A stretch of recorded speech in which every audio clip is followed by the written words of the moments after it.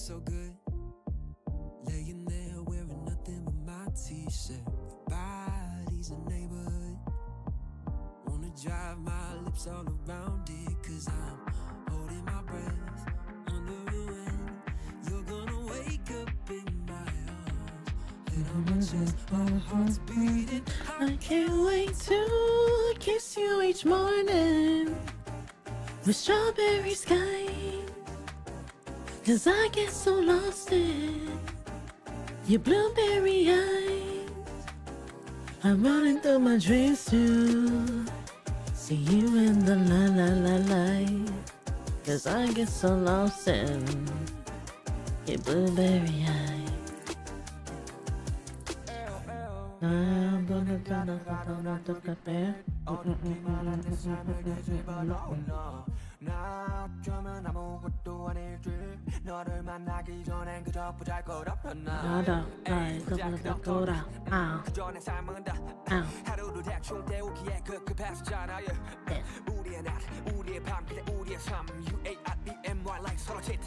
Kiss you each morning, strawberry sky, cause I get so lost in your blueberry eyes. I'm running through my dreams to see you in the light, cause I get so lost in your blueberry eyes.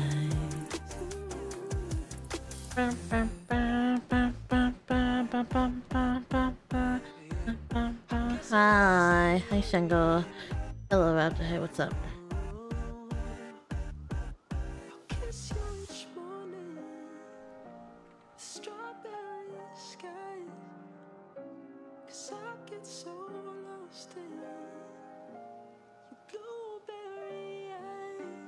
Oh, I think I got removed from the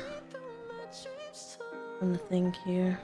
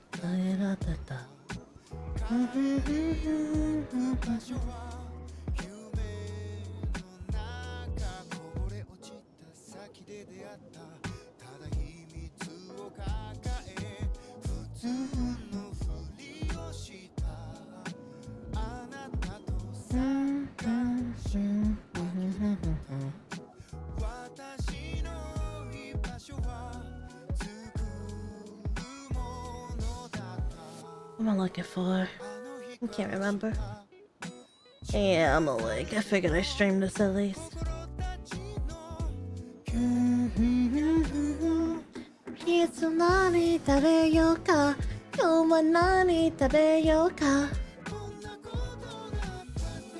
Kimi to haga nani sara hiwo hiwo.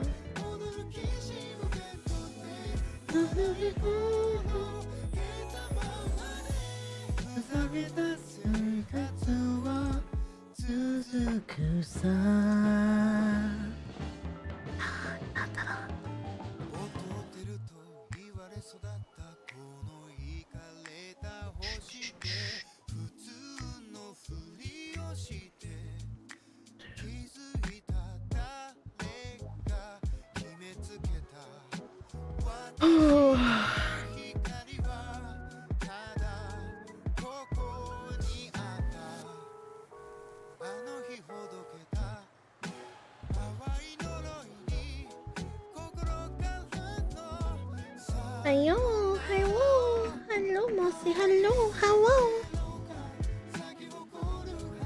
Oh my god! It's like a track app?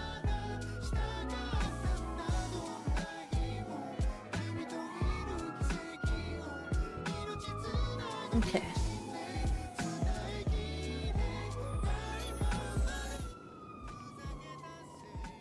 Alright, I think I have to go and just like get some food. She's super hungry. Shit, did I park here? I can't remember where I parked. Why do I go? Why do I like always go up here? This is not an efficient way to just like go get my car.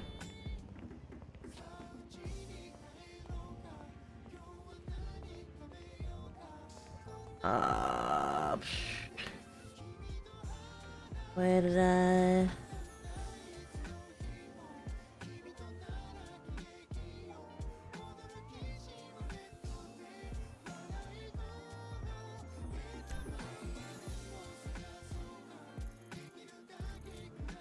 Where's my car? Where is my car? There's my car. Oh, let me make sure that like I can hear people. Settings. Audio. Voice chat. Yep, nope. Output is fine, but my input is all fucked up.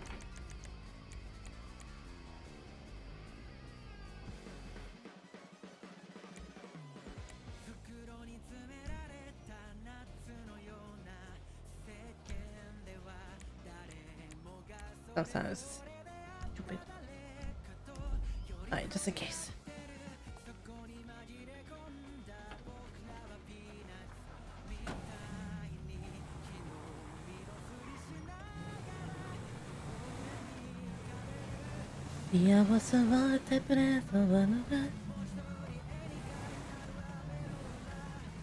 Okay, where? I'm gonna fucking figure it out. I think. No, that way.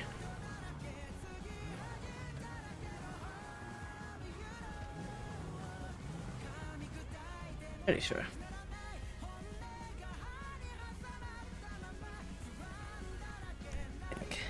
Yeah, it is.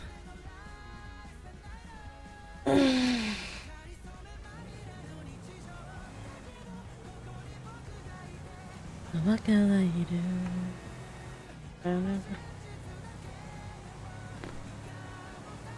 Oh, I just blew through a fucking red light. And another one. Oops.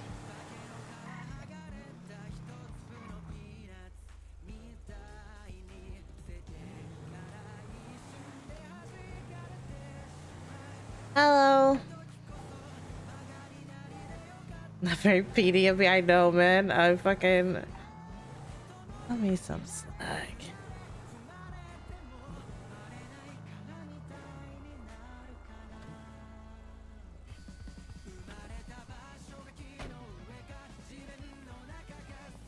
Who you gonna tell? Who you gonna tell, huh? Who you gonna tell? You ain't gonna tell nobody. And if anyone, any PD find out, that's metagaming. Not Mel.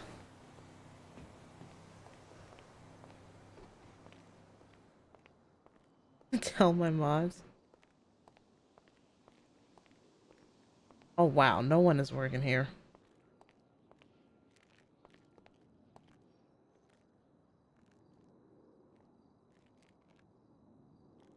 Oh my god, no, please.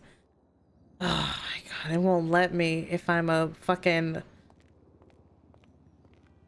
If I'm a goddamn, like, government worker that doesn't let me buy food from them. That's so sad. Which means I need to go all the way up to... Up and at 'em. Because ain't nobody working a fucking clucking bell right now.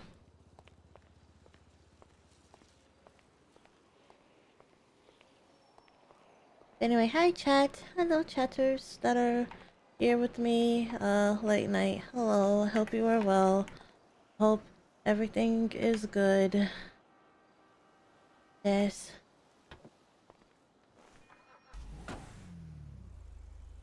Okay. I'm gonna have to do a fucking U-turn. Yo, thank you. I'm actually gonna like turn. I'm gonna turn down the alerts because I kind of need this VOD to be non like, you know. Thank you. Thank you. Thank you. Thank you. Thank you. Hey, ass Hell Knight and motherfucking Collective Raven. Thank you so much for your returned subs. Thank you. I appreciate it. Thank you so much. Thank you guys for continuing to support me even after the subathon. I really appreciate that. 3 fucking years. Let's go. That was a hard fucking stop there, my guy.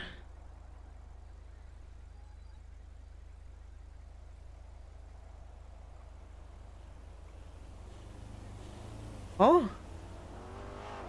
Oh, yep. Fucking ran a red light.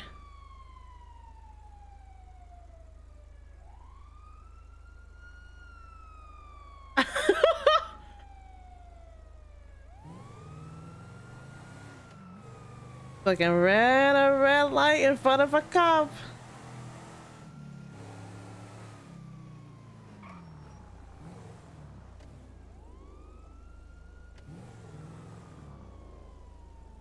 Can't be doing that, dude. I wish it was like a fucking radio.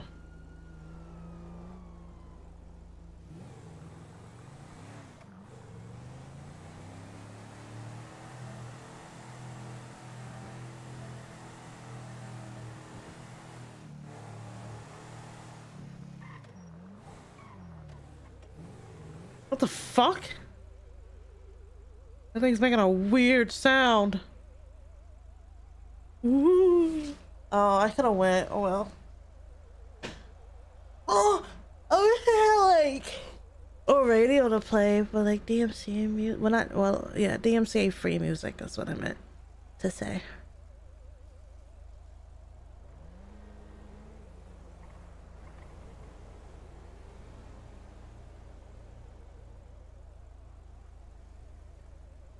What I could do is turn here. Oh, actually, I could just go right now. Lam Ann. I gotta go around. Fuck. Okay, well, let's do this like how I would in real life. Alright, if I can't go that way, which means the next available street I can go on, I can go right around here. And then here, fine. Oh my god.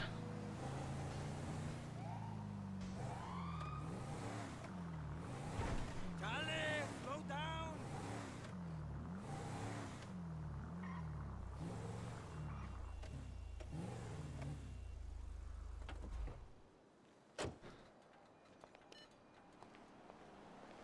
Oh my god.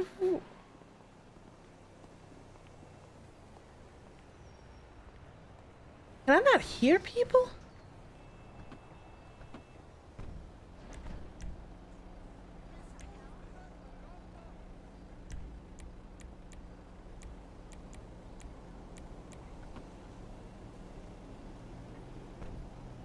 What? Maybe I can hear them when I'm inside.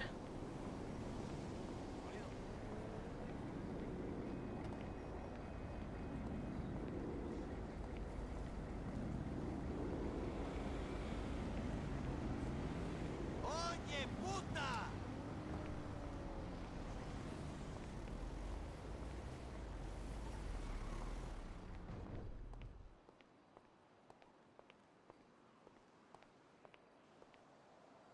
Is no one working?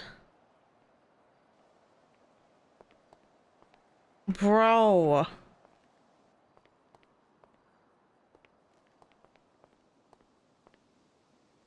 Oh, thank God I can buy food from you.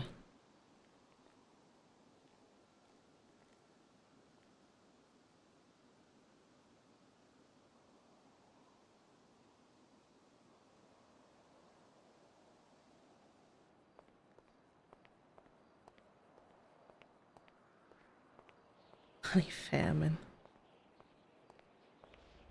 Also, like, I'm scared that I can't hear people.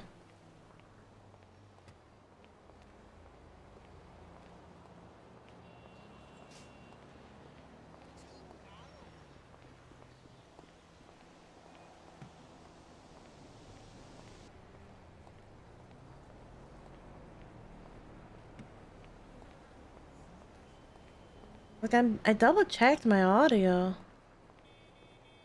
Well, I don't know.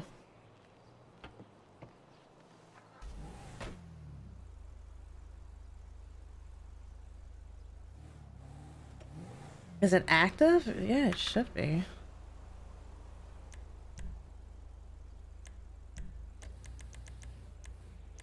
I have to be very... Yeah, it's on. Maybe I have to, like, turn it off and on. Maybe that helped. Oh, wait. Just need to eat. Need to eat. About to say, I know for a fact that I put my gun away. I was like, what the fuck?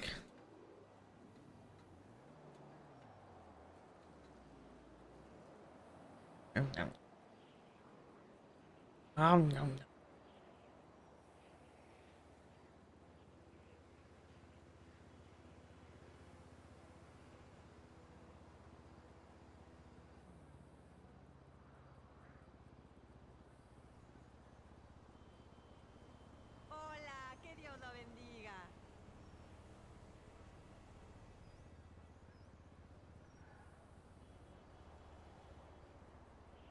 Yeah, I mean, I'll find out if it's okay when I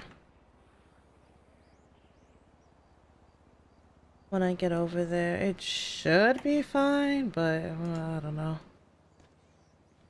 I can't hear him. Like, if he's talking, I can't hear him. That's what I'm afraid of.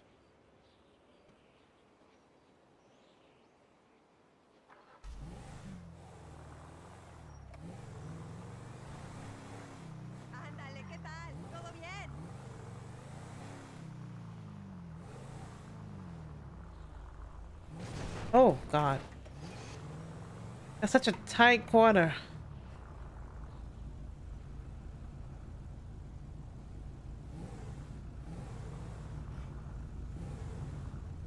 Alright, I'm just gonna cut in front of you. Mind me.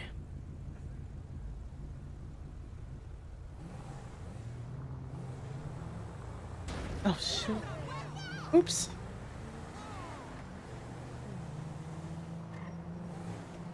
It's a busy street. It's a busy street. I didn't mean to fucking do that. Where am I going? I need to go... Well, I'm headed westbound. So I need to go southbound. Here.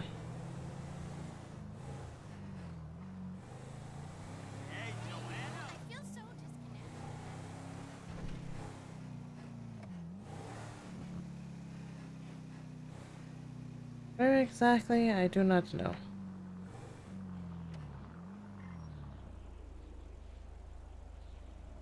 Did you say woman driver on motherfucking Women's International Day? On Women's Month? You piece of shit? I'll fucking dare you?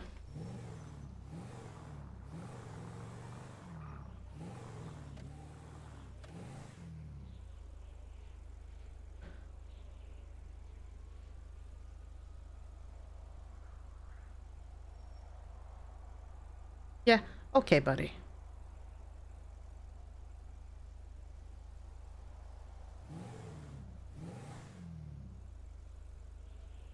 I could go right now.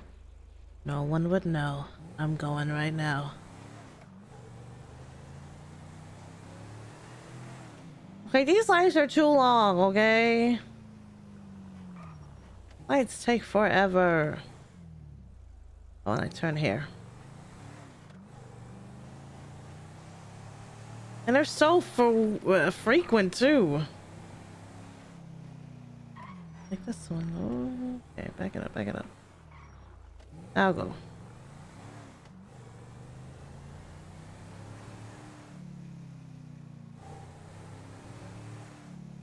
Break the law? No, I'm not trying to. It's just, oh my god. Yo, this town's infrastructure is, not well. What's going on there? Everything's falling apart.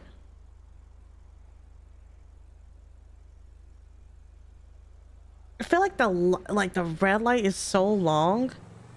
Also, that might not have been the right. Nope, that was for the turning lane, but oh well, I'm already here.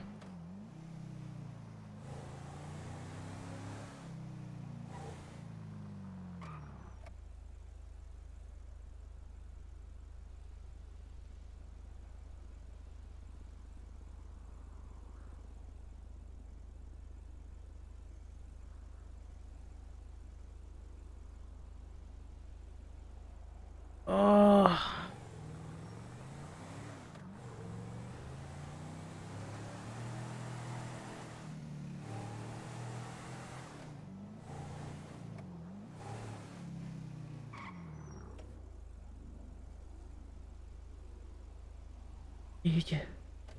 Oh, it's okay. I can go. Breaking the law.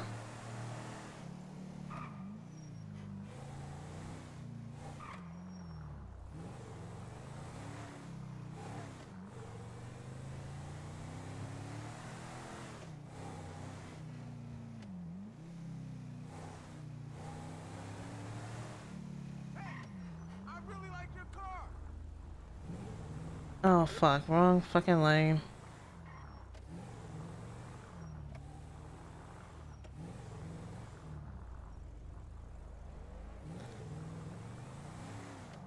I mean, I could do it, but I feel like it's not fun to watch.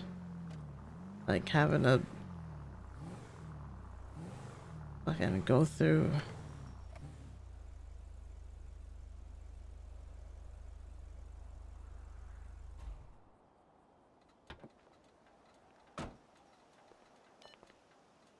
Nope, stop. Park.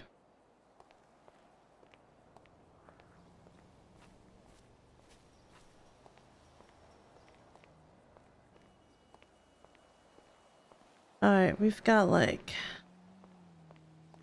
30 minutes to kill. I'm actually on there earlier than I probably should be. Once it gets to like 15 minutes too, I'll probably go in, clock in so I can get changed.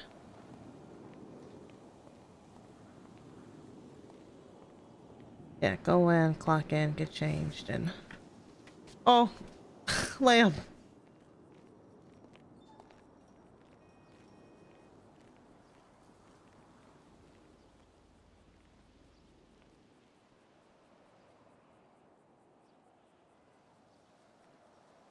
Girl.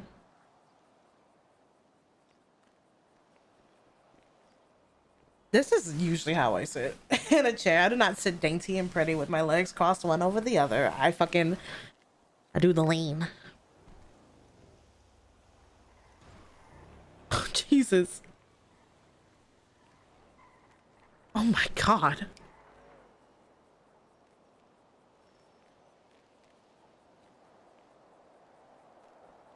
Fucking flip-flopping over there. Fucking whoop, whoop, whoop.